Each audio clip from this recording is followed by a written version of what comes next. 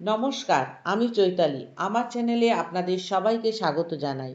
আজ আমি শেয়ার করছি একটি মজাদার ইভিনিং স্ন্যাক্স রেসিপি, আটা ব্রেড পকোড়া। তো চলুন রেসিপিটি শুরু করা যাক। প্রথমে পকোড়ার জন্য কয়েকটি আলু সিদ্ধ করে নিয়েছি। এবার সিদ্ধ আলুর খোসা ছাড়িয়ে নেব।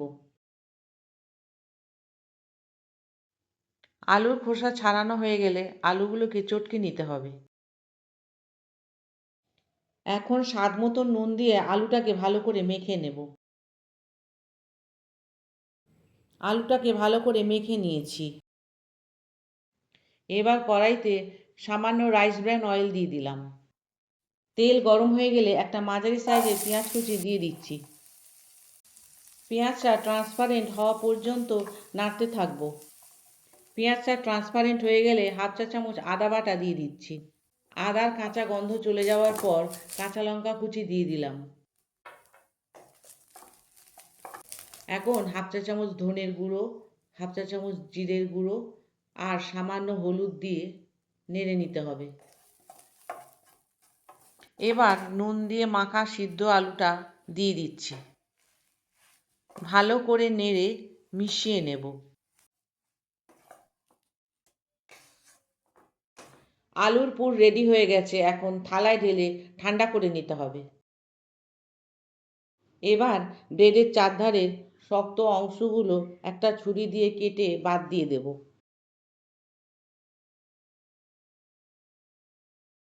আমি এইভাবে দুটো ব্রেড আগে কেটে নিয়েছি। এখন একটি ব্রেডের ওপর আলুর পুর সমান করে ছড়িয়ে দেব। তারপর আরেকটি ব্রেড উপরে বসিয়ে হালকা হাতে চেপে দেব, যাতে পুরটা ভালোভাবে সেট হয়ে যায়। এইভাবে আপাতত দুটো ব্রেড পকোড়া রেডি করে নিয়েছি। এখন একটা বাটির মধ্যে 1 কাপ বেসন,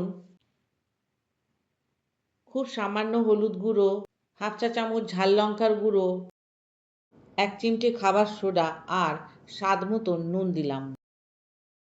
প্রথমে সব শুকনো উপকরণ ভালো করে মিশিয়ে নেব। এরপর প্রয়োজন মতন জল দিয়ে একটি মসৃণ ব্যাটার তৈরি করে নিচ্ছি। আমি ব্যাটার তৈরি করে নিয়েছি। এবার ব্যাটারে ডুবিয়ে একে একে সবগুলো পকোড়া সোনালি করে ভেজে নেব। পকোড়াগুলো তেলে ছাড়ার সময় আঁচটা মাঝারি থেকে কম রাখতে হবে। তাহলে পকোড়াটা বাইরে থেকে সুন্দর ক্রিস্পি হবে। এক পিঠ ভাজা হয়ে গেলে অন্য পিঠটাও সোনালি করে ভেজে নেব। ভালোভাবে ভাজা হয়ে গেছে, এখন তুলে নিলাম।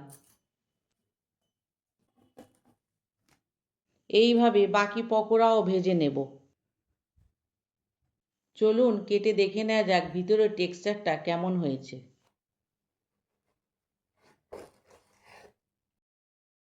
দেখুন ভিতরের টেক্সচারটা কত সফট হয়েছে। তৈরি হয়ে গেল সুস্বাদু আটা ব্রেড পকোড়া। এই রেসিপিটি কেমন লাগলো আমায় কমেন্টে জানাবেন। ধন্যবাদ।